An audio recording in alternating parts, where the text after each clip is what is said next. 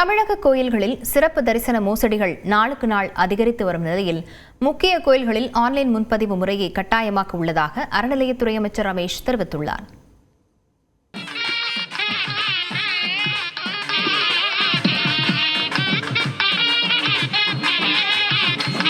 தமிழ்நாட்டில் ஏறத்தாழ 79,000க்கும் அதிகமான கோவில்கள் உள்ள நிலையில் இந்து சமய அறநிலையத்துறை கட்டுப்பாட்டின் கீழ் மட்டும் 46,300க்கும் மேற்பட்ட கோவில்கள் உள்ளன. இதில் மதுரை மீனாட்சியம்மன் கோவில், திருச்செந்தூர் சுப்பிரமணிய சுவாமி கோவில், திருநெல்வேலி நெல்லையப்பர் கோவில், பழனி தண்டாயுதபாணி சுவாமி கோவில், ஸ்ரீரங்கம் அரங்கநாதர் கோவில், சென்னை கபாலீஸ்வரர் கோவில் உட்பட ஏறத்தாழ 500க்கும் மேற்பட்ட கோவில்களில் தினசரி 6 கால பூஜை நடைபெறுகிறது. மேலும் அறநிலைத்துறையின் கீழ் இயங்கக்கூடிய 5,000க்கும் அதிகமான கோவில்களில் தினசரி 4 மற்றும் 2 கால பூஜைகளும், வருவாய் குறைவாக உள்ள 17,000 கோவில்களில் தினமும் 1 கால பூஜையும் நடைபெறுகிறது. கோவில்களுக்கு பெயர் போன தமிழ்நாட்டிற்கு தினசரி ஆந்திரா, தெலுங்கானா, கர்நாடகா, கேரளா உள்ளிட்ட அண்டை மாநிலங்கள் மற்றும் வட இந்திய மாநிலங்கள், வெளிநாடுகளிலிருந்தும் பக்தர்கள் வருகின்றனர்.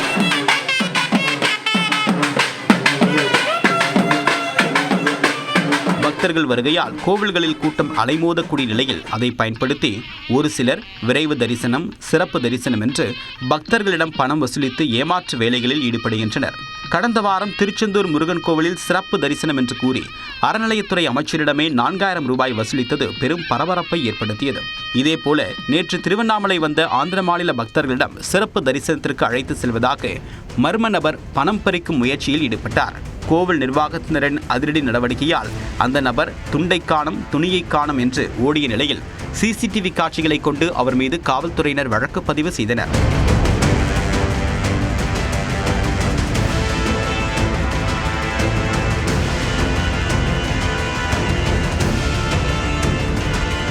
இதையடுத்து தமிழகத்தில் உள்ள முக்கிய கோவில்களில் ஆன்லைன் முன்பதிவு வசதியை கட்டாயமாக்க அறநிலையத்துறை அமைச்சர் ரமேஷ் உத்தரவிட்டுள்ளார். கோவையில் செய்தியாளர்களை சந்தித்த அமைச்சர் ரமேஷ் அறநிலையத்துறையில் வரவுள்ள மாற்றம் குறித்து பேசினார். இது இணையதளத்தில் மட்டும் கிடையாது, நிச்சயமாக இணையதளம் பயன்படுத்த தெரியாதவர்களுக்காக கோவில்கள்லேயே கவுண்டர்கள் அமைக்கப்பட்டு அவர்களுக்கான டோக்கன் வழங்குவதற்கான அந்த நடைமுறைகளை பற்றி நம்ம பார்த்துட்டு இருக்கிறோம். அதே போல உள்ளூர் மக்கள் தரிசனம் செய்வதற்காக அவர்களுக்கான என்னென்ன ஃபெசிலிட்டி செய்யறதுன்றதை பார்த்துட்டு இருக்கோம். இப்படி பல்வேறு கோணங்களில் நம்ம அதை ஆய்வு பண்ணிட்டு இருக்கோம், அந்த வெப்சைட்டை டெவலப் பண்ணிட்டு இருக்கோம். போலி டோக்கன் ஏஜென்ட்டுகள் தலையீடுகளை தடுக்க நடவடிக்கை எடுக்கப்படும் என்றும் அமைச்சர் கூறினார். இந்த டிக்கெட்டுகளை வைத்து டோக்கன்களை வச்சுக்கிட்டு பார்த்தீங்கன்னா நிறைய போலி டோக்கன்கள் கொடுக்கறது, அதுக்கப்புறம் கோயில் வாசல்களில் நின்றுக்கிட்டு பார்த்தீங்கன்னா தனிப்பட்ட முறையில் இல்லீகலாக பணம் வாங்கிட்டு உள்ள அழைச்சிட்டு போகிறது, இந்த மாதிரி சிஸ்டம், இந்த மாதிரி கரப்ஷனை முதல்ல நம்ம ஒழிக்கணும்னு முடிவு பண்ணோம். கோவிலில் கவுண்டர்களில் நம்ம டிக்கெட் அந்த டோக்கன்களை நம்ம கொடுக்க போகிறோம். இணையதளம் பயன்படுத்த தெரியாதவர்களுக்கு கவுண்டர்லயே நம்ம அந்த வசதிகளை செய்து நம்மளுடைய HRNC ஸ்டாஃப்ஸை வச்சு அந்த டோக்கன்களை கொடுப்பதற்கான வழிவகை செய்ய போறோம். இந்த பல்க் டிக்கெட் புக்கிங்ஸ், ஒரு ஏஜென்சி பல்கா டிக்கெட் புக் பண்றது, அது போன்ற செயல்முறைகள் எல்லாம் ஒரு காலமும் நம்ம இடம் கொடுக்க மாட்டோம். கடந்த காலங்கள் போல கோவில் யானைகளுக்கு புத்துணர்ச்சி முகாம்கள் நடத்தப்படும் என்றும் அமைச்சர் ரமேஷ் தெரிவித்தார். பத்திரப்பதிவு துறையில் வருகை இல்லா ஆவணப்பதிவு கட்டாயமாக்கல் தொடர்பான அறிவிப்பை தமிழ்நாடு அரசு வெளியிட்டுள்ளது. அதன் முக்கிய அம்சங்கள் குறித்து அலசுகிறது இந்த செய்தி தொகுப்பு. பொதுவாக பத்திரப்பதிவு என்றாலே சார் பதிவாளர் அலுவலகங்களில் நிலவக்கூடிய நீண்ட வரிசைகள், மணிக்கணக்கிலான காத்திருப்பு மற்றும் இடைத்தரகர்களின் லஞ்ச முறைகேடுகள் போன்ற புகார்கள் தான் நினைவுக்கு வரும். இவற்றுக்கெல்லாம் நிரந்தர முற்றுப்புள்ளி வைக்கவும், ஆவணப்பதிவில் முழுமையான வெளிப்படைத்தன்மையை கொண்டு வரவும் தமிழ்நாடு பத்திரப்பதிவுத்துறை பொதுமக்கள் மற்றும் சொத்து வாங்குபவர்களின் நலன் கருதி டிஜிட்டல் புரட்சியை அறிமுகப்படுத்தியுள்ளது. அதன்படி குறிப்பிட்ட சில சொத்து ஆவணங்களை பதிவு செய்ய பொதுமக்கள் இனி சார் பதிவாளர் அலுவலகத்திற்கு நேரில் செல்ல வேண்டிய அவசியமில்லை என்றும், வீட்டில் இருந்தபடியே 24 மணி நேரமும் ஆன்லைன் மூலமாகவே பத்திரப்பதிவு செய்யலாம் என்றும் தமிழ்நாடு அரசு தெரிவித்துள்ளது. குறிப்பாக முதல் விற்பனை மனை, முதல் விற்பனை அடுக்குமாடி குடியிருப்பு, தமிழ்நாடு வீட்டு வசதி வாரிய விற்பனை ஆவணங்கள், வங்கிகளில் பெறக்கூடிய கடனுக்கான அடமானம் மற்றும் ரசீது ஆவணங்கள் உள்ளிட்டவற்றை ஆன்லைன் மூலமாக பதிவு செய்யலாம் என தெரிவிக்கப்பட்டுள்ளது. இந்த ஆவணங்களை பதிவு செய்ய பத்திரப்பதிவுத்துறை இணையதளத்தில் யார் வேண்டுமானாலும் லாகின் ஐடியை உருவாக்கி ஆவணத்தை பதிவேற்ற வேண்டும் என்றும், ஆவணம் எழுதுபவர்கள், பெறுபவர்கள் மற்றும் சாட்சிகள் என அனைவரும் தங்களுடைய ஆதார் அட்டையை பதிவேற்றம் செய்து கைரேகை அல்லது கருவெளி படலம் ஆகியவற்றை பதிவு செய்ய வேண்டும் என்றும் தெரிவிக்கப்பட்டுள்ளது. இதைத் தொடர்ந்து ஆவணங்கள் ஆன்லைனில் சமர்ப்பிக்கப்பட்டதும் சம்பந்தப்பட்ட சார் பதிவாளர் அதனை தன்னுடைய கணினியிலேயே சரிபார்ப்பார். அப்போது அனைத்தும் சரியாக இருக்கக்கூடிய பட்சத்தில் உடனடியாக அதற்கு ஒப்புதல் அளித்து தன்னுடைய டிஜிட்டல் கையொப்பமிட்ட அசல் பத்திரத்தை பயனரின் லாகின் கணக்கிற்கு சார் பதிவாளர் அனுப்பி வைப்பார். இது மட்டுமின்றி பத்திரப்பதிவு முடிந்த அடுத்த சில நிமிடங்களில் சொத்து வாங்கியவரின் பதிவு செய்யப்பட்ட மொபைல் எண்ணிற்கு வாட்ஸ்அப் மூலமாக அசல் ஆவணம் PDF வடிவில் நேரடியாக அனுப்பி வைக்கப்படும். இதனிடையே இது குறித்த சந்தேகங்களுக்கு மென்பொருள் மற்றும் வன்பொருள் வல்லுநர்களை தொடர்பு கொள்ள பிரத்யேக அலைபேசி எண்களையும் பதிவுத்துறை வெளியிட்டுள்ளது. பத்திரப்பதிவுத்துறையின் இந்த வருகையில்லா ஆவணப்பதிவு திட்டம் இடைத்தரகர்களின் ஆதிக்கத்தை ஒழிப்பதோடு சாமானிய மக்களின் நேரத்தையும் பணத்தையும் பெருமளவு மிச்சப்படுத்தும் என்றும் எதிர்பார்க்கப்படுகிறது. ஒரு நிமிட செய்தி தொகுப்புகள் சிலவற்றை பார்க்கலாம். கடந்த 3 மாதத்தில் வீட்டு உபயோக சிலிண்டர் விலை 89 ரூபாய் உயர்ந்திருப்பதால் இல்லத்தரசிகள் பொதுமக்கள் கவலை அடைந்துள்ளனர். சிலிண்டர் ஏற்கனவே ரொம்ப விலை ஏறி போயிருக்கு. ரொம்ப கஷ்டப்பட்டு தான் வாங்கிட்டு இருக்கிறோம். நடுத்தரவாதிகளுக்கே கஷ்டம். இன்னும் கீழ்மட்டத்தில் இருக்கவங்களுக்குலாம் சிலிண்டர்னா இன்னும் கொஞ்சம் நாளில் மறந்தே போயிடும் போல இருக்கு. முதல்ல ரேஷன் கடையில் 2 லிட்டர் கிருஷ்ணாவில் கொடுத்துட்டு இருந்தாங்க. இப்போ ரேஷன் கடை கிருஷ்ணாலும் கிடையாது. சீக்கிரமாக கவர்மெண்ட் அதை பார்த்து ஒரு நல்ல இதுவாக சிலிண்டர் கம்மி பண்ணாதான் ஒரு குடும்பத்துக்கு ஒரு இதுவாக இருக்கும். வயசானவங்களுக்குலாம் ரொம்ப கஷ்டம். வரியை குறைச்சாலே போதுமே. வரியை குறைக்கிறதுக்கு பதிலாக நீ இன்னும் ஏற்றிக்கிட்டே இருந்தால் என்ன அர்த்தம்? நீங்கள் வரி தான் வருமானம் அப்படின்னா ஜிஎஸ்டியில் எக்கச்சக்க வருமானம் வருது. உங்களுக்கு எக்கச்சக்க வருமானம் ஜிஎஸ்டியில் வருது. ஆனால் இதை நீங்கள் ஏற்றுறது அதாவது ஒரு நடுத்தர மக்களை தான் பாதிக்குது. இருக்க கொஞ்சம் மக்களோட நலனை கருதி குறைச்சா பரவாயில்ல. ஆனால் இப்படி கூட்டிகிட்டு போனால் வசதி இருக்கிறவங்க அதை வாங்கி நல்லா எதை யூஸ் பண்ண முடியும், அவங்க உபயோகப்படுத்தலாம். நடுத்தர மக்கள் கீழ்மட்ட மக்கள்லாம் ரொம்ப கஷ்டப்படுவாங்க. மக்கள் நலனை கருத்தில் கொண்டு சிலிண்டர் விலையை குறைத்திட வேண்டும் என்று மக்கள் கோரிக்கை விடுத்துள்ளனர்.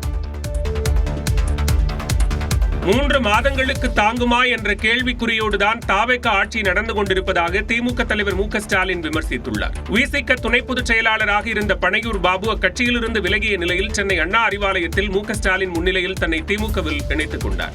இந்த நிகழ்ச்சியில் பேசிய மு.க. ஸ்டாலின் திமுகவை பொறுத்தவரை எதிர்க்கட்சியாக இருக்கும் போதுதான் வேலை அதிகமாக இருக்கும் என்று உழைப்பதற்கு தயாராக கட்சியில் இணைந்தவர்களை வரவேற்பதாகவும் கூறினார்.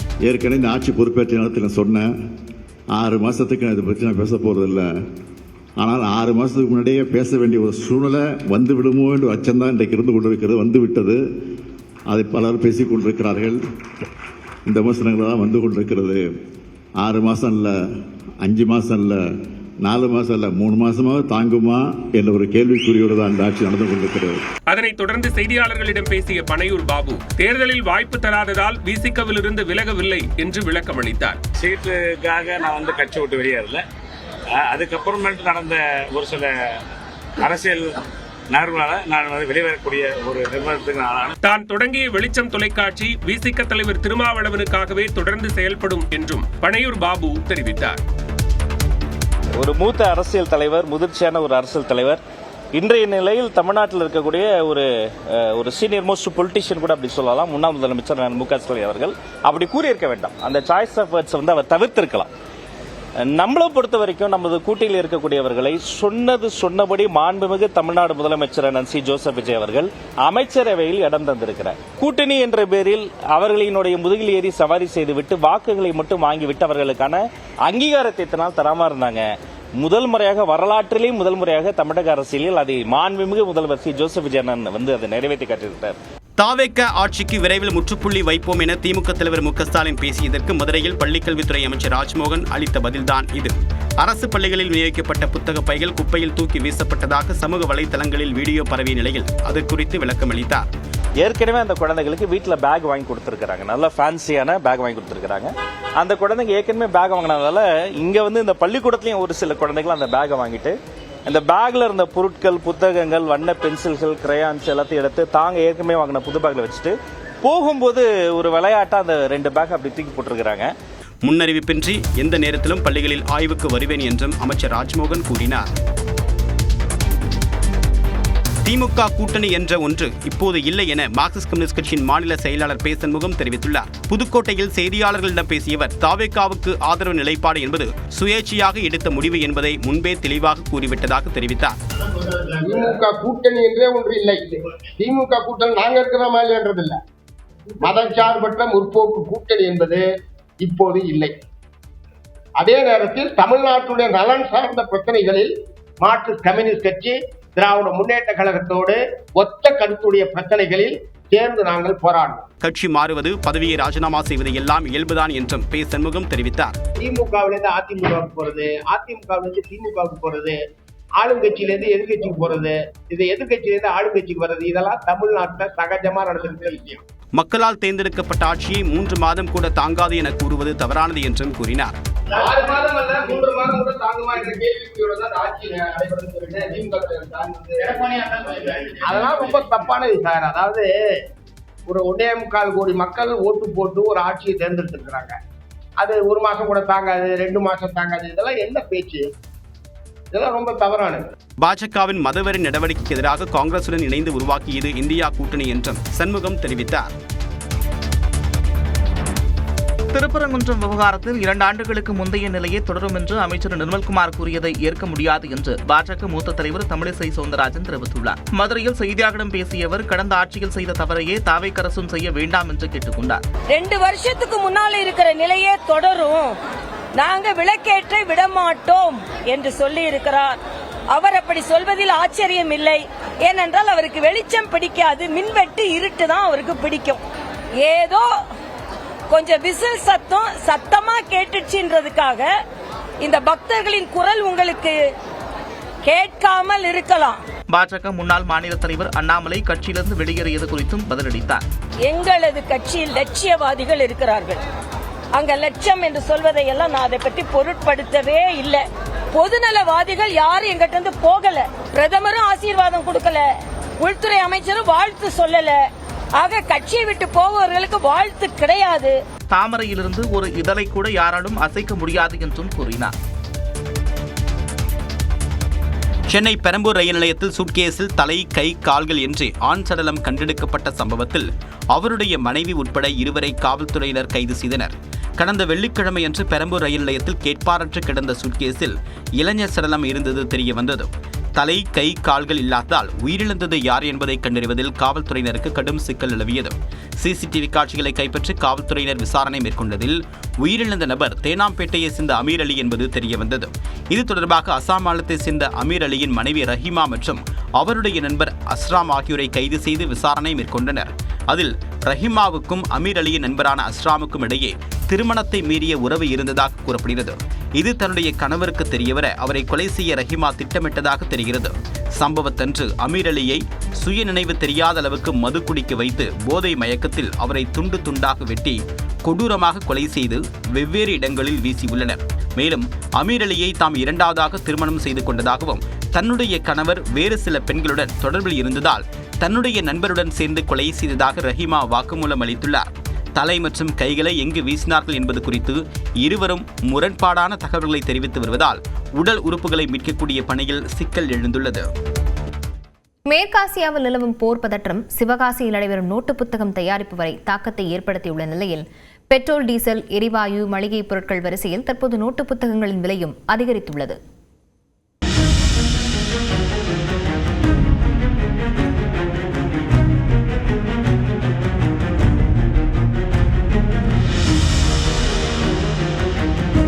உலகின் தொழில் மையமாக ஜப்பான் விளங்கினாலும் அந்த ஜப்பானே வியந்து பார்க்கக்கூடிய அளவுக்கு தமிழ்நாட்டில் உள்ள சிவகாசி தொழில்துறையின் முக்கிய புள்ளியாக காணப்படுகிறது. பட்டாசு, கேலண்டர், டைரி, நோட்டு புத்தகம் தயாரிப்பு என்று ஆண்டு முழுவதும் சிவகாசி சுழன்று கொண்டே இருக்கும். நாட்டின் 95% பட்டாசு தேவையை பூர்த்தி செய்யக்கூடிய சிவகாசி இந்தியாவின் ஒட்டுமொத்த ஆப்செட் பிரிண்டிங் தேவையில் 60% பங்கை தன்னகத்தே வைத்துள்ளது. சிவகாசியில் ஆண்டுக்கு 4.5 கோடி கேலண்டர்கள் உற்பத்தியாக கூடிய நிலையில் குழந்தைகள் முதல் பெரியவர்கள் வரை பயன்படுத்தக்கூடிய நோட்டு புத்தகங்களில் மட்டும் 5000 கோடி ரூபாய்க்கு வர்த்தகம் நடைபெறுவதாக சிவகாசி அச்சு தொழில் கூட்டமைப்பின் தரவுகள் தெரிவிக்கின்றன. இந்நிலையில் ஈரான், அமெரிக்கா, இஸ்ரேல் இடையிலான மோதல்களால் மேற்காசியாவில் நிலவக்கூடிய பதற்றம் சிவகாசி அச்சு தொழிலை சற்று அசைத்து பார்த்துள்ளது. ஹோர்முஸ் நீரிணையை ஈரான் மூடியதால் உருவான கப்பல் போக்குவரத்து முடக்கம், அதனால் காகித தயாரிப்புக்கு தேவையான பெட்ரோலிய பொருட்கள் தட்டுப்பாடு உள்ளிட்ட காரணங்களால் அச்சு தொழிலில் ஈடுபட்டிருப்பவர்கள் கலக்கத்தில் உள்ளனர். இந்நிலையில் பெட்ரோலிய பொருட்களின் விலை உயர்வு காரணமாக 10% வரை நோட்புக் விலை உயர்த்தப்பட்டிருப்பதாக சிவகாசி நோட்புக் தயாரிப்பாளர்கள் தெரிவித்துள்ளனர். உதாரணத்திற்கு சாதாரண 100 பக்க நோட்டு புத்தகத்தின் விலை 25 ரூபாயிலிருந்து 28 ரூபாயாகவும் 200 பக்க நோட்டு 48 53 ரூபாயாகவும் விலை உயர்கிறது. சிவகாசி நோட்டு புத்தக உற்பத்தியாளர்களின் அறிவிப்பு மதுரையில் உடனடியாக எதிரொலித்த நிலையில் அது நடுத்தர மக்களிடையே அதிருப்தியை ஏற்படுத்தியுள்ளது. நிலக்கோட்டையை விட மதுரையில் கொஞ்சம் கம்மியாக கிடைக்கும்னு வந்து பார்த்தோம். ஆனால் அங்கே வந்து பார்த்தா போன வருஷம் வாங்கினோம் அந்த கடையில். ஆனால் அந்த கடையிலே பார்த்தா இந்த வருஷம் 110% எச்சா தான் வைக்கிது. வேறு வழி இல்லாமல் குழந்தைய படிப்புக்காக வாங்கித்தானே ஆகணும். நல்லா சாதாரண கூலி வேலை பார்க்குற ஒரு டிரைவர். ஆனால் வேறு வழி இல்லாமல் இந்த இப்போ 3000 சில்லற 3 பேருக்கு வாங்கியிருக்கோம். மதுரைக்கு நோட்டு வாங்க வந்தோம். போன வருஷம் காட்டி இந்த வட்டம் ரோட்டு ஜாஸ்தியாக தான் இருக்குது விலையெல்லாம். நாங்கள் சாதாரண கூலி வேலை பார்க்குறவங்க தான். அரசாங்கம் கொஞ்சம் விலைவாசியை கொஞ்சம் குறைக்கணும். அதே நேரம் இந்த விலை உயர்வு ஓரிரு மாதங்களில் எதிரொலிக்கும் என கோவை நோட்டு புத்தக விற்பனையாளர்கள் தெரிவித்துள்ளனர். நார்மலாக தான் இருக்குது ரேஞ்சஸ்லாம். பட் ஆனால் க்ரௌடாக இருக்குது. நாளைக்கு ஸ்கூல்னால சடனாக பர்ச்சேஸ் பண்ண வந்தவங்களாம் ரொம்ப ஸ்ட்ரென்த்தாக இருக்கனால ஒரு பொருள் வாங்குறதுக்கு கொஞ்சம் வெயிட் பண்ணி வாங்க வேண்டியதாக இருக்குது. Otherwise all okay. மற்ற நோட் புக் ப்ரைஸில் இன்க்ரீஸ்மெண்ட்லாம் இல்லை, டிமாண்ட் பண்ணுறாங்க. மற்றபடி எல்லாம் ஃப்ரீயாக தான் இருக்குது அப்படின்னு பெரிய ரேட்டில் பட் அதோட டிஃபெக்ட் இப்போ தான் நம்மளுக்கு தெரிஞ்சிட்டு இருக்குது. இப்போ தான் ரேட் இன்க்ரீஸ் ஆகிட்டு இருக்குது. ஒரு 2 மந்த்ஸ்க்கு அப்புறம் ரேட் இன்க்ரீஸ் ஆகலாம். இப்போதைக்கு ரேட் கிடையாது. போன வருஷத்துல இந்த வருஷம் பார்த்தீங்கன்னா கம்பேரிசனும் ரேட்டும் டிஃப்ரெண்ட் இல்லை. வியாபாரம் மார்க்கெட் ரீதியாக பார்த்தா சேல்ஸ் ரொம்ப டவுன் ஆகுது சார் எங்களுக்கு. நாளுக்கு நாள் அதிகரிக்கக்கூடிய விலைவாசி உயர்வு நடுத்தர மக்களின் தினசரி வாழ்வாதாரத்தை கேள்விக்குறியாக்கி வருகிறது. காலை விரைவுச் செய்திகள் சிலவற்றை பார்க்கலாம்.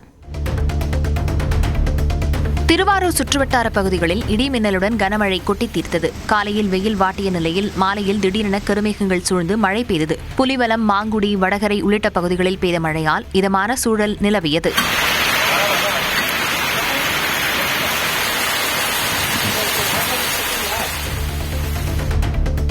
திருவள்ளூர் மற்றும் அதன் சுற்றுவட்டார பகுதிகளில் திடீரென காற்றுடன் பெய்த மழையால் மக்கள் மகிழ்ச்சியடைந்தனர். திருப்பாச்சூர், புல்லரம்பாக்கம், வேடங்கிநல்லூர், சிறுவானூர், ஈக்காடு, காக்களூர், புட்லூர், மணவாள நகர், வெங்கத்தூர், அதிகத்தூர் உள்ளிட்ட பகுதிகளில் பரவலாக காற்றுடன் மழை பெய்தது.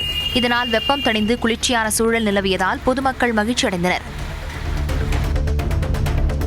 நீலகிரி மாவட்டம் உதகை அருகே மாயார் சாலையில் கம்பீரமாக நடந்து சென்ற புலியை சஃபாரி சென்ற சுற்றுலா பயணிகள் பார்த்து ரசித்தனர். முதுமலை புலிகள் காப்பகத்திற்கு உட்பட்ட மாயார் கிராமத்திற்கு செல்லக்கூடிய சாலையில் சுற்றுலா பயணிகள் சஃபாரி சென்றபோது வனப்பகுதியில் இருந்து வெளியேறிய புலி சாலையில் கம்பீரமாக நடந்து சென்றது. இதனை சுற்றுலா பயணிகள் கண்டு ரசித்தனர். இதனிடையே புலி நடமாட்டம் உள்ளதால் இருசக்கர வாகனத்தில் செல்பவர்கள் கவனமுடன் செல்ல வேண்டும் என்று வனத்துறையினர் எச்சரித்துள்ளனர். காஞ்சிபுரம் அருகே செவிலிமேட்டில் உள்ள திரௌபதியம்மன் திருக்கோவிலில் மகோத்சவ மகாபாரத பெருவிழாவை முன்னிட்டு துரியோதனன் படுகள நிகழ்ச்சி வெகு விமர்சையாக நடைபெற்றது. பிரம்மாண்ட துரியோதனன் சிலை அமைக்கப்பட்டு கட்டை குத்து கலைஞர்களால் பீமன், துரியோதனன் போர்க்கள காட்சிகள் தத்ரூபமாக அரங்கேற்றப்பட்டது.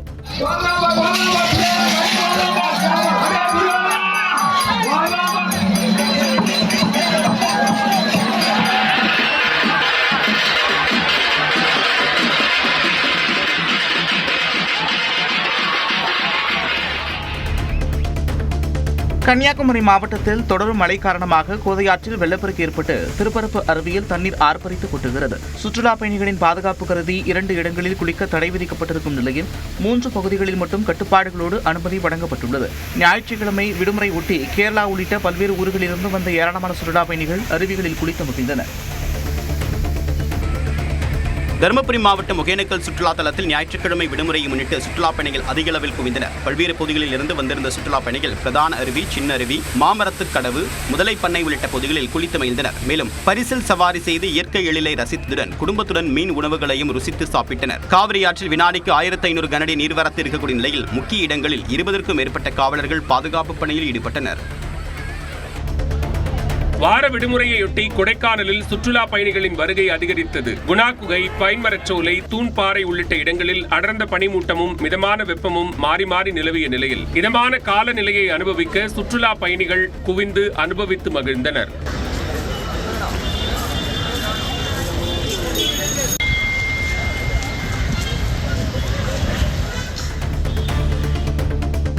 சிவகங்கை மாவட்டம் கீழடியில் நடைபெற்று வரும் 11ஆம் கட்ட அகழாய்வில் முதன்முறையாக கைப்பிடியுடன் கூடிய செந்நிற சுடுமண் பானை கண்டெடுக்கப்பட்டுள்ளது. கஜேந்திரன் என்பவரது நிலப்பகுதியில் நடைபெறும் அகழாய்வில் இதுவரை செங்கல் கட்டுமானங்கள், கழிவுநீர் வாய்க்கால்கள், சுடுமண் பொருட்கள், பாசி, தக்களி உள்ளிட்ட பொருட்கள் தொல்லியல் சான்றுகளாக கிடைத்துள்ளன. தற்போது கண்டெடுக்கப்பட்டுள்ள இந்த பானை சுமார் 1.5 அடி உயரம் கொண்டதாகவும் 2 புறங்களிலும் கைப்பிடி அமைப்புடன் இருப்பதாகவும் தெரிவிக்கப்பட்டுள்ளது. இது திரவங்களை சேமித்து வைக்க பயன்படுத்தி இருக்கலாம் என ஆய்வாளர்கள் கருதுகின்றனர். கிருஷ்ணகிரி மாவட்டம் ஓசூர் மற்றும் தென்பெண்ணை ஆற்று நீர்பிடிப்பு பகுதிகளில் பெய்து வரக்கூடிய மழையால் கிழவரப்பள்ளி அணைக்கு நீர்வரத்து 1228 கனஅடியாக அதிகரித்துள்ளது. உபரி நீர் ஆற்றில் திறந்துவிடப்பட்டிருக்கும் நிலையில் கர்நாடக எல்லைப் பகுதி தொழிற்சாலை கழிவுகளால் ஆற்றில் பனிப்பொழிவு போல பயங்கர ரசாயன நுரைகள் குவிந்து மிதக்கின்றன.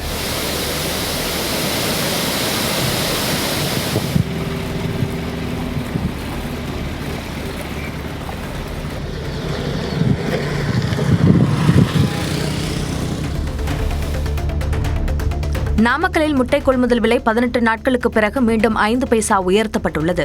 தேசிய முட்டை ஒருங்கிணைப்பு குழு கூட்டத்தில் ஒரு முட்டையின் விலை ₹5.80 நிர்ணயம் செய்யப்பட்டது. பள்ளிகள் திறக்கப்பட்டதால் சத்துணவு திட்டத்திற்கான தேவை அதிகரித்ததாலும் ஏற்றுமதி அதிகரிப்பாலும் முட்டை கொள்முதல் விலை உயர்ந்துள்ளது. மேலும் வெயிலின் தாக்கத்தால் முட்டை உற்பத்தி குறைந்திருப்பதும் விலை உயர்வுக்கு காரணமாக பண்ணையாளர்கள் தெரிவித்துள்ளனர்.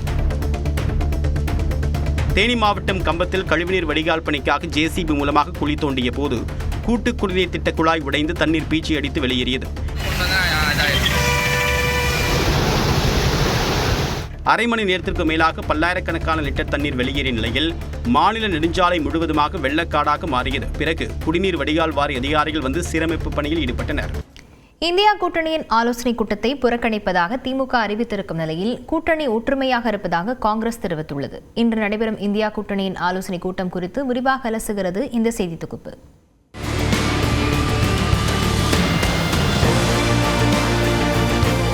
2029 மக்களவைத் தேர்தலை கருத்தில் கொண்டு அடுத்த கட்ட நடவடிக்கைகள் குறித்து விவாதிக்க இந்தியா கூட்டணி கட்சிகள் டெல்லியில் இன்று கூடுகின்றன. இதில் நீட் வினாத்தாள் கசிவு, எரிபொருள் விலை உயர்வு போன்ற தேசிய பிரச்சினைகளில் மத்திய பாஜக அரசுக்கு நெருக்கடியை உருவாக்குவது உள்ளிட்ட யூகங்கள் குறித்து ஆலோசிக்க எதிர்க்கட்சிகள் திட்டமிட்டுள்ளன. இந்நிலையில் பல்வேறு மாநிலங்களில் நடந்து முடிந்த சட்டப்பேரவைத் தேர்தல்களும் அதன் முடிவுகளும் இந்தியா கூட்டணியின் ஆலோசனைக் கூட்டத்தில் பங்கேற்கக்கூடிய கட்சிகள் குறித்த எதிர்பார்ப்பை தூண்டியுள்ளது. குறிப்பாக தமிழ்நாட்டில் திமுகவுடன் சேர்ந்து தேர்தலை எதிர்கொண்ட காங்கிரஸ் தேர்தல் முடிவுகள் வெளியான அடுத்த கணமே தாவேகா கூட்டணியில் இணைந்தது திமுக தொண்டர்கள் மத்தியில் கொந்தளிப்பை ஏற்படுத்தியுள்ளது. திமுகவுக்கு காங்கிரஸ் துரோகம் இழைத்துவிட்டதாக வெளிப்படையாகவே அந்த கட்சித் தலைவர்கள் அதிருப்தியை வெளிப்படுத்திய நிலையில் தொண்டர்களின் உணர்வுக்கு மதிப்பளித்து காங்கிரஸ் பங்கேற்கக்கூடிய இந்தியா கூட்டணியின் ஆலோசனை கூட்டத்தை புறக்கணிப்பதாக திமுக தலைமை அறிவித்துள்ளது. அதே கணம் கூட்டணியில் உள்ள மற்ற கட்சிகள் முன்வைக்கக்கூடிய நாட்டு நலன்களை பாதிக்கக்கூடிய பிரச்சனைகளுக்கு திமுக என்றென்றும் குரல் கொடுக்கும் என்றும் தெளிவுபடுத்தியுள்ளது. அதேபோல கேரள சட்டப்பேரவை தேர்தலில் இடதுசாரிகள் ஆட்சியை அப்புறப்படுத்திவிட்டு காங்கிரஸ் ஆட்சிக்கு வந்திருப்பதால் அந்த மனக்கசப்பும் இன்னும் நீங்கியதாக தெரியவில்லை. குறிப்பாக பாஜகவுடன் மார்க்சிஸ்ட் கம்யூனிஸ்ட் கட்சி மறைமுக தொடர்பில் இருப்பதாக மல்லிகார்ஜுன கார்கே, ராகுல் காந்தி போன்ற காங்கிரஸ் மூத்த தலைவர்களை தேர்தல் பரப்புரை நேரத்தில் குற்றம் சாட்டியிருந்தனர். இது குறித்து அதிருப்தி தெரிவித்திருக்கூடிய மார்க்சிஸ்ட் கம்யூனிஸ்ட் கட்சியின் பொதுச் செயலாளர் MA பேபி காங்கிரசின் குற்றச்சாட்டு குறித்து தெளிவுபடுத்துமாறு கார்கேவுக்கு கடிதம் அனுப்பியுள்ளார். மறுபுறம் மேற்குவங்க அரசியலில் அசைக்க முடியாத சக்தியாக விளங்கிய திரிணாமுல் காங்கிரஸ் கட்சியின் ஆட்சியை அப்புறப்படுத்தி பாஜக அரியணையை பிடித்துள்ளது. இதையடுத்து திரிணாமுல் காங்கிரஸ் இடத்தை கைப்பற்ற காங்கிரஸ் காய்களை நகர்த்தி வருவதாக தகவல்கள் தெரிவிக்கின்றன. ஆம் ஆத்மி கட்சியோ இந்தியா கூட்டணியிலிருந்து விலகுவதாக கடந்த ஆண்டே பகிரங்கமாக அறிவித்திருந்தது. இந்த சூழ்நிலையில் அரவிந்த் கெஜ்ரிவாலை மம்தா பானர்ஜி நேற்று நேரில் சந்தித்து பேசியது அரசியல் வட்டாரத்தில் கவனம் ஈர்த்துள்ளது. இதனால் இன்று நடைபெறக்கூடிய இந்தியா கூட்டணி ஆலோசனை கூட்டத்தில் பங்கேற்க போகக்கூடிய கட்சிகள் எவை என்ற எதிர்பார்ப்பும் எழுந்துள்ளது. இது குறித்து விளக்கம் அளித்திருக்கூடிய காங்கிரஸ் கட்சியின் பொதுச் செயலாளர் ஜெயராம் ரமேஷ் இன்று மதியம் 12 மணிக்கு டெல்லியில் உள்ள கான்ஸ்டிடியூஷன் கிளப்பில் நடைபெறக்கூடிய இந்தியா மக்கள் கூட்டணி கூட்டத்தில் 23 கட்சிகள் பங்கேற்க உள்ளதாக அறிவித்துள்ளார். இந்த சிறப்பு கூட்டத்தில் ஒரு சில காரணங்களுக்காக சில கட்சிகள் பங்கேற்கவில்லை என்றும், எனினும் மோடி அரசிற்கு எதிரான தங்கள் கொள்கையிலும் நடவடிக்கைகளிலும் அவர்கள் அழுத்தமாக ஒருங்கிணைந்து எதிர்ப்பை தெரிவிப்பதாகவும் அவர் கூறியுள்ளார். ஜனநாயகத்தின் மீதான தாக்குதல், எதிர்க்கட்சிகளை விசாரணை அமைப்புகள் மூலமாக அச்சுறுத்துதல், ஓயாத பணவீக்கம், மக்களின் வாழ்வாதாரத்தை பாதிக்கக்கூடிய நடவடிக்கைகள் உள்ளிட்டவற்றில் பாஜகவுக்கு எதிராக அவர்கள் தம்முடன் இணைந்து நிற்பதாக தெரிவித்துள்ளார். இந்தியாவை போன்று இந்தியா கூட்டணியும் பன்முகத்தன்மையில் ஒன்றுபட்டு நிற்பதாகவும் ஜெயராம் ரமேஷ் குறிப்பிட்டுள்ளார். அதேபோல பொதுவான நோக்கத்துடன் தெளிவான குறிக்கோளுடன் இந்தியா கூட்டணி ஒன்றுபட்டுள்ளதாக ஜெயராம் ரமேஷின் பதிவை குறிப்பிட்டு Trinamool Congress MP Derek O'Brien தெரிவித்திருக்கிறார். இந்நிலையில் பல்வேறு முரண்கள், சலசலப்புக்கு மத்தியில் ஒருங்கிணைந்திருக்கூடிய இந்தியா கூட்டணியின் அடுத்த நகர்வுகள் போக போகத்தான் தெரியவரும் என்கிறார்கள் அரசியல் ஆய்வாளர்கள். காலை விரைவுச் செய்திகளை தொடர்ந்து பார்க்கலாம். வேலூர் மாவட்டம் காட்பாடி அருகே உள்ள கோட்டநத்தம் திரௌபதியம்மன் கோவில் அக்னி வசந்த விழாவின் முக்கிய நிகழ்வான துரியோதனன் படுகளம் நடைபெற்றது. 40 அடி பிரம்மாண்ட களிமண் சிலையில் கூத்து கலைஞர்கள் பீமன் துரியோதனன் போர்க்கள காட்சிகளை தத்ரூபமாக நடத்தினர்.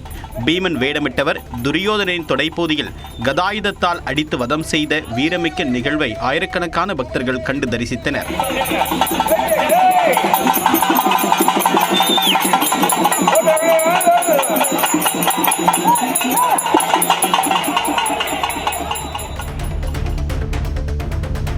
தஞ்சாவூரின் பல்வேறு பகுதிகளில் பரவலாக மழை பெய்ததால் பொதுமக்கள் மகிழ்ச்சியடைந்தனர். கடந்த சில நாட்களாக கோடை வெப்பம் வாட்டி வதைத்த நிலையில் நாஞ்சிக்கோட்டை, மருங்குளம், வெட்டிக்காடு உள்ளிட்ட பல்வேறு பகுதிகளில் திடீரென மழை பெய்தது.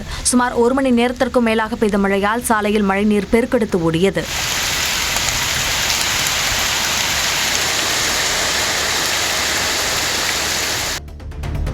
திருப்பத்தூர் மாவட்டம் ஆம்பூர் நகராட்சியின் 21வது வார்டுக்கு உட்பட்ட பகுதிகளில் கடந்த 10 நாட்களாக குடிநீர் விநியோகம் செய்யப்படாததை கண்டித்தும் 100க்கும் மேற்பட்ட பொதுமக்கள் காலி குடங்களுடன் திடீர் சாலை மறியல் போராட்டத்தில் ஈடுபட்டனர்.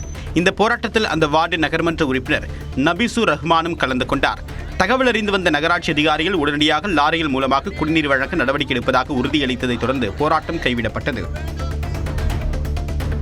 நாகை மாவட்டம் கீழ்வேலூர், தேவூர் உள்ளிட்ட பகுதிகளில் கடுவை ஆற்றை முழுமையாக ஆகாயத்தாமரை மூடியிருப்பது விவசாயிகளுக்கிடையே கவலையை ஏற்படுத்தியுள்ளது. ஆறு சுமார் 10 கிலோமீட்டர் தூரத்திற்கு அடர்த்தியான ஆகாயத்தாமரையால் மூடப்பட்டிருப்பது ட்ரோன் காட்சிகளின் மூலம் தெரிய வருகிறது. இதனால் ஆற்றின் நீரோட்டம் முற்றிலும் முடங்கி பாசன நீர் செல்ல முடியாத நிலை ஏற்பட்டுள்ளது. இதன் காரணமாக ஜூன் 12ஆம் தேதி மேட்டூர் அணையில் தண்ணீர் திறந்தாலும் விவசாயத்திற்கு பயன் இல்லை என்று விவசாயிகள் வேதனை தெரிவிக்கின்றனர். திருச்சி ஸ்ரீரங்கம் ரெங்கா நகரில் உள்ள நகர காங்கிரஸ் கமிட்டி அலுவலகத்தில் இருந்து குட்கா பொருட்களை காவல்துறையினர் பறிமுதல் செய்தது பரபரப்பை ஏற்படுத்தியுள்ளது. ரகசிய தகவலை தொடர்ந்து காவலர்கள் மற்றும் போதைப் பொருள் தடுப்பு பிரிவினரும் அங்கு சோதனை மேற்கொண்டு தடை செய்யப்பட்ட குட்கா பொருட்களை கைப்பற்றினர். அவற்றை பதுக்கி வைத்திருந்த காங்கிரஸ் பிரமுகர் பாத யாத்திரை நடராஜனை போலீசார் கைது செய்து விசாரணை மேற்கொண்டனர். திருவள்ளூர் மாவட்டம் அனுப்பம்பட்டு கிராமத்தில் உள்ள ஊராட்சி ஒன்றிய தொடக்கப்பள்ளி கட்டடம் போதிய பராமரிப்பின்றி சிதிலமடைந்து காணப்படுகிறது. 20க்கும் மேற்பட்ட கிராமப்புற குழந்தைகள் பயிலக்கூடிய இந்த பள்ளியின் வகுப்பறை சுவர்கள் பல ஆண்டுகளாக வண்ணம் தீட்டப்படாமலும் சிமெண்ட் தரையில் பெயர்ந்து விழக்கூடிய நிலையிலும் ஆபத்தான சூழ்நிலையில் உள்ளது. மாவட்ட நிர்வாகமும் பள்ளி கல்வித்துறையும் உடனடியாக இந்த நிலையை சீரமைக்க வேண்டும் என்று பொதுமக்கள் கோரிக்கை விடுத்துள்ளனர். ராமநாதபுரம் மாவட்டம் சாயல்குடியில் ஓட்டல் உரிமையாளரை தாக்கி கடையின் கண்ணாடிகளை உடைத்த இருவரை பிடித்து காவலர்கள் விசாரணை நடத்தி வருகின்றனர். மூக்கையூர் சாலை சந்திப்பில் சாயல்குடியைச் சேர்ந்த முகமது அலி மற்றும் ஹெர்மஸ் ஆகியோர் உணவகம் நடத்தி வருகின்றனர். இந்நிலையில் ஓட்டலுக்கு சென்ற சாயல்குடியைச் சேர்ந்த ராமச்சந்திரன் மற்றும் ஜாபர் அலி ஆகியோர் ஓட்டலின் கண்ணாடிகள் மற்றும் டேபிள், சேர் உள்ளிட்ட பொருட்களை அடித்து நொறுக்கியதுடன் தடுக்க வந்த ஹெர்மஸை தாக்கியுள்ளனர். இந்த சம்பவத்தின் சிசிடிவி காட்சிகள் வெளியான நிலையில் காவலர்கள் விசாரணை நடத்தி வருகின்றனர்.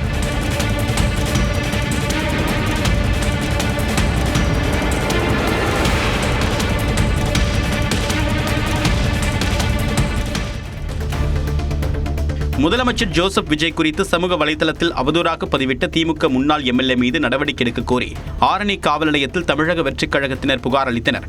அப்போது காவல் அதிகாரிகள் மனு பெறுவதையும் தாவேகாவினருடன் பேசுவதையும் புகைப்படங்கள் மற்றும் வீடியோக்களாக எடுத்து பின்னணி இசையுடன் சமூக வலைதளங்களில் ரீல்ஸ் வெளியிட்டுள்ளனர்.